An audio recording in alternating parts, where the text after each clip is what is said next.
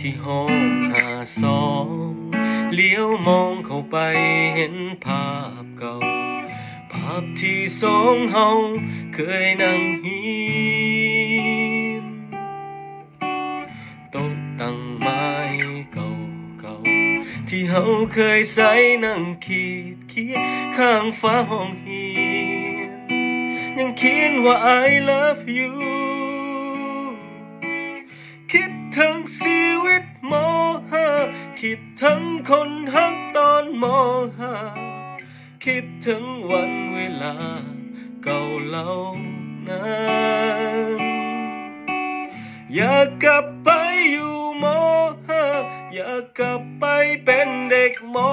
.5 กลับไปเรียนวิชาภาษาใจ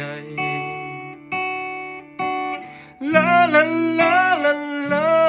ลาลาลาลาลา